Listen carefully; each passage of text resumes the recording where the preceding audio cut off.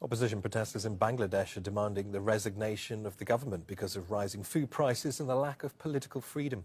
Supporters of the main opposition party are marching in the capital, Dhaka. They're demanding a non-partisan caretaker government before the presidential election later this year and the release of political prisoners.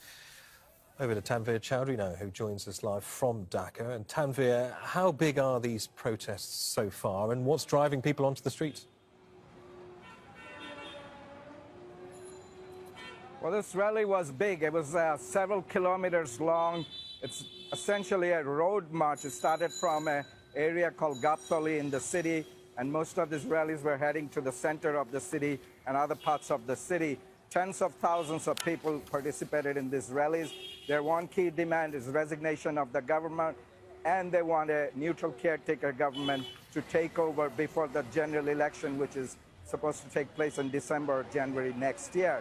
Now, many of these people who were in the rally are not necessarily members of political parties. We met people from different walks of life, from cab drivers to truck drivers to scooter drivers to rickshaw pullers. They said that they're upset with the government because of the economic crisis. The food prices and essentials are very high inflation rate. People are having real hard times since last year, and the government hasn't been able to tackle those. And they want the government to resign unless they take care of the economic situation. Now, even on last week, on Wednesday, there was a massive rally by the opposition where they declared this one-point demand from the center of the capital. Literally hundreds of thousands of people took place in these rallies, and this key demand remains the 1 point between the opposition party and its 36-party alliance.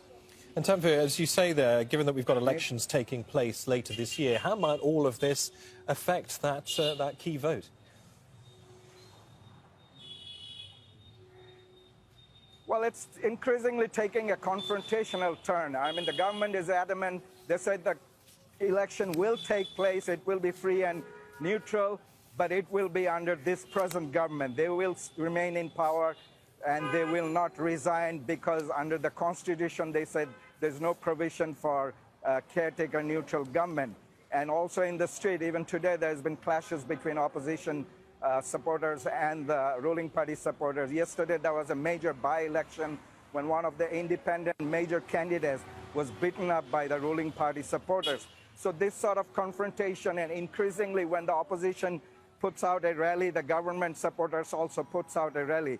And it is increasingly getting towards a confrontational politics unless they sit down and come to some sort of dialogue. There's high-level visit from the United States State Department, the EU and the UN trying to sort of mediate and encourage a fair election. Despite all this, both sides seems to be adamant, and both sides is sticking to their demands. And obviously, before the election, we'll see more rallies, more confrontation, unless there is some sort of understanding between the two main opposition party and the ruling party. Sounds like a lot of political turbulence to come. Tanveer Chowdhury in Dhaka, thank you.